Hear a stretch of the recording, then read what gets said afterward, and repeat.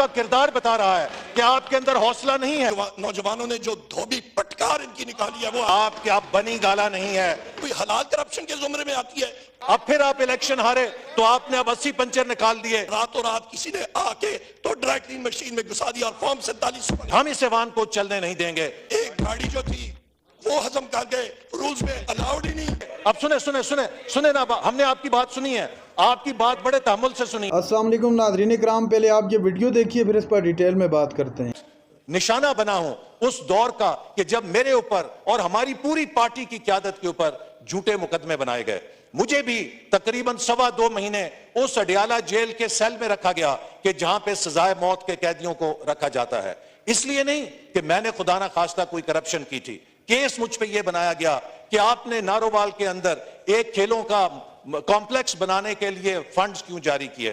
کوئی خدا نہ خواستہ جوا خانہ تو نہیں تھا, ایک کھیلوں کا کمپلیکس تھا اور پاکستان کے ایک ضلع کے اندر تھا. لیکن اس ایک کیس میں مجھے جیل میں ڈال کے سزا دینے کی کوشش کی گئی. یہاں پر ہمارے اسی ایوان کے اندر خدا کے کلمے پڑھ کر ڈیفینڈ کیا گیا کہ رانا ثناء اللہ صاحب کے خلاف جو مقدمہ بنایا گیا وہ منشیات کا بنا کر ان کو سزائے موت کے دھانے پہ پہنچانے کی کوشش کی گئی. اسی طرح اور بے شمار کیسز بنائے. لیکن جناب اسپیکر, ہم نے یا میں نے کبھی یہ کوشش نہیں کی کہ میں بھی چاہتا تو نارووال کے اندر کوئی تلاش کرتا, ریاست کا دفاع کا ادارہ اس پہ چڑھ دوڑتا, اپنے حمایتیوں کو کہتا جا کے اس پہ حملہ کر دو. ہم نے ایک ایک کیس کا عدالت میں سامنا کیا. ہم نے کبھی اس دور میں پاکستان کی ریاست کی ڈی برانڈنگ نہیں کی. ہم نے کبھی اپنے حمایتیوں کو یہ نہیں کہا تھا کہ امریکہ کے کانگریس مین اور سینیٹرز کے پاس جا کے پاکستان کی مدد بند کرانے کے لیے بھیک مانگو. ہم نے کبھی کانگریس مین اور سینیٹرز کو خط نہیں لکھے کہ پاکستان کی امداد بند کرو. ہم نے اس وقت کبھی یہ نہیں کہا کہ IMF کا معاہدہ پاکستان سے بند کر دو. ہم نے اپنی جنگ پاکستان کے اندر لڑی, ہم نے اپنی جنگ پاکستان کی عدالتوں میں لڑی اور خود کو ہم نے بے گناہ ثابت کرایا. اور یہ اب سنیں نا, ہم نے آپ کی بات سنی ہے, آپ کی بات بڑے تحمل سے سنی ہے. اپنے اندر حوصلہ پیدا کریں, سچی بات سننے کا حوصلہ پیدا کریں. تو جناب اسپیکر, ہم نے تو کبھی بھی اس وقت پاکستان کی ریاست پہ حملے نہیں کیے. ان کے لیڈر کہتے تھے, ان کے لیڈر سے ہم نے سنا کہ وہ قومیں تباہ ہو جاتی ہیں کہ جن کے بڑوں کے لیے اور قانون ہو اور جن کے چھوٹوں کے لیے اور قانون ہو. تو جناب, اگر آپ کے بقول آپ پر جھوٹے مقدمے ہیں تو عدالتوں میں ان کا دفاع کیجئے. آپ اگر بے گناہ ہیں, عدالتیں آپ کو بے گناہ کر دیں گی. لیکن اپنے مقدموں کے اور اپنے جرائم کے لیے جب آپ دوسروں سے کہتے تھے رسیدیں پیش کریں, آپ کو جب کہا جاتا ہے کہ رسید پیش کریں تو آپ کہتے ہیں کہ نہیں جناب, ہمیں تو معافی ملنی چاہیے, ہم سے رسیدیں نہیں مانگنی چاہیے. تو میں سمجھتا ہوں کہ یہ دوہرا معیار کسی بھی لحاظ سے جسٹیفائی نہیں ہو سکتا کہ آپ اس چیز کو کریں. آپ آج ہمیں یہاں تانے دے رہے ہیں کہ کس طریقے سے آیا. میں سوال یہ کرنا چاہتا ہوں کہ کیا 2008 میں جب یہ الیکشن ہارے تو انہوں نے نہیں کہا کہ دھاندلی ہوئی, بدترین دھاندلی کی گئی 2008 کے الیکشن میں.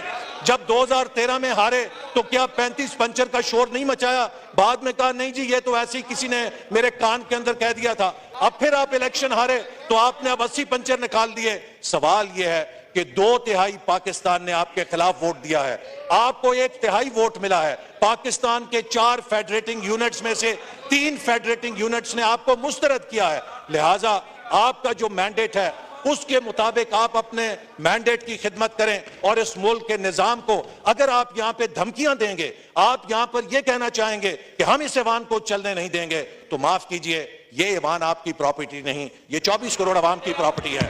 یہ ایوان ہماری بھی پراپرٹی ہے. اور اگر آپ کا یہ خیال ہے, آپ کو موقع دیتے ہیں اس کے بعد, اگر آپ ایک مثبت اپوزیشن بنیں گے, اگر آپ ایک مثبت اپوزیشن کے طور پہ کردار کریں گے, ہم آپ کو سر کے اوپر بٹھائیں گے. اس لیے کہ اپوزیشن جمہوریت کا حصہ ہے. لیکن اگر آپ اس ایوان میں دھونس دینے کی کوشش کریں گے, اس ایوان کے اندر کارروائیوں میں خلل ڈالنے کی کوشش کریں گے, تو پھر یہ ایوان آپ کے بنی گالا نہیں ہے, یہ ایوان نیشنل اسمبلی آف پاکستان ہے. یہ ایوان چلے گا اور اس ایوان کے اندر سے پاکستان کے عوام کے لیے قانون بھی پاس ہوں گے اور پاکستان کی معیشت کو ترقی دینے کے منصوبے بھی پاس ہوں گے. اور آپ کی منفی سیاست, آپ کا کردار بتا رہا ہے کہ آپ کے اندر حوصلہ نہیں ہے. ہم نے آپ کی باتیں سنی ہیں لیکن آپ میں حوصلہ نہیں ہے کہ آپ اپنے کارنامے سن سکیں، آپ میں حوصلہ نہیں ہے کہ آپ سچ باتوں کو سن سکیں، اور آج یہ کہتے ہیں کہ جی پاکستان کے عوام پہ ڈاکہ ڈل گیا کہ اس ملک میں ایجنسیاں نہیں ہونی چاہیے۔ تو میں ان سے پوچھنا چاہتا ہوں کہ کس کا لیڈر کہتا تھا کہ میں ایجنسیوں کے ذریعے اپنا کورم پورا کراتا ہوں؟ کس کا لیڈر کہتا تھا میں ایجنسیوں کے ذریعے اپنی حکومت چلاتا ہوں؟ نوجوانوں سے لیپ ٹاپ لے کر کس نے انہیں کٹے اور کٹیوں پہ لگا دیا تھا؟ سب سے پہلے یہ مسلم لیگ نون کے فارمر انٹیریئر منسٹر نے جو بات کی، ان ساتھیوں کو، ان لوگوں کو میں یاد کرانا چاہتا ہوں کہ توشہ خانہ سے انہوں نے تو پائن ایپل نہیں بخشا،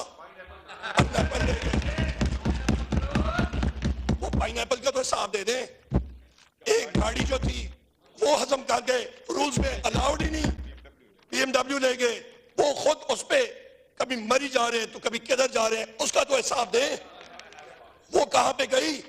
وہ کرپشن نہیں ہے، وہ حلال ہے، وہ کوئی حلال کرپشن کے زمرے میں آتی ہے، اس کا تو اس قوم کو جواب دے۔ ان چیزوں کو دیکھ کے اسپیکر صاحب، قوم کے نوجوانوں نے جو دھوبی پٹکار ان کی نکالی ہے وہ آج دیکھیں۔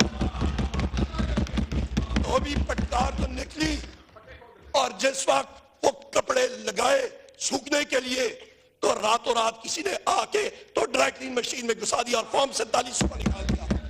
یہ فرق ہوا ہے، اور خود بھی یہ فارم 47 کے بینیفیشری ہیں ماشاءاللہ۔ یہاں پہ یہ گھسپیٹھیے لوگ بیٹھے ہوئے ہیں، آتے ہیں جناب یہ قانون کی بالادستی کے بارے میں، واہ واہ۔ ان کے لیڈر صاحب نے اسی ایوان کے کمیٹی روم نمبر 2 میں نیچے جا کے ساروں کو بلایا ہوا تھا، کہا تھا مجھے ترکیب دیں کہ chief justice of Pakistan Sajjad Ali Shah صاحب کو اس وقت میں کس طرح ہتھ کڑیاں لگاؤں، تاریخ کا حصہ ہے، جا کے دیکھ لیں۔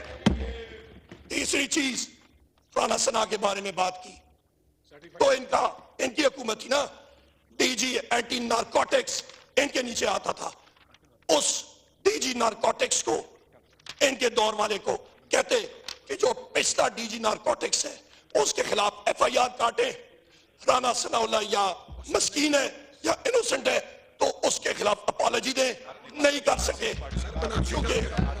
کیونکہ جناب والا یہ ضرورت نہیں کر سکتے تھے، کیونکہ اینٹی نارکوٹکس فورس اپنے موقف پہ قائم تھی، یہ اسے اپالوجی بھی معذرت نہیں کرا سکے، تو کس کے بارے میں بات کرتے ہیں؟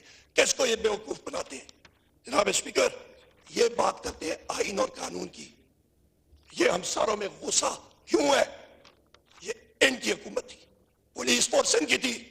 میرے محبوب قائد کے خلاف جوڈیشل کمپلیکس میں جب ٹیئر گیسنگ ہوئی، جب ٹریپ سیٹ کیا گیا، ہم لوگ ادھر تھے، ربر بلٹس لائی گئی، ٹیئر گیس شیلنگ ہم نے کھائی، پولیس نے پتھراؤ کیا، سٹریٹ فائر ٹیئر گیس کا آ رہا تھا۔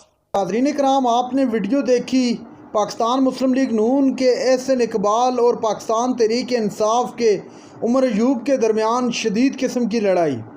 ناظرین کرام، احسن اقبال نے قومی اسمبلی کے فلور پر پہلے تقریر کرتے ہوئے کہا کہ ان کا لیڈر کہتا تھا، عمران خان کی طرف اشارہ کر رہے تھے کہ وہ کہتا تھا کہ وہ ملک اور قومیں تباہ ہو جاتی ہیں جن کے بڑوں کے لیے اور قانون اور چھوٹوں کے لیے اور، جب اپنی باری آئی رسیدیں دینے کی تو اب وہ بھاگ رہا ہے، جس کا جواب دیا گیا عمر ایوب کی طرف سے کہ آپ پائن ایپل کی رسیدیں کب دیں گے؟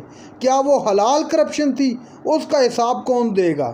ناظرین کرام، یہ تھی آج کی ہماری ویڈیو۔ چینل پر جو رہے ہیں چینل کو سبسکرائب کر لیں۔ اگلی ویڈیو تک کے لیے اللہ حافظ۔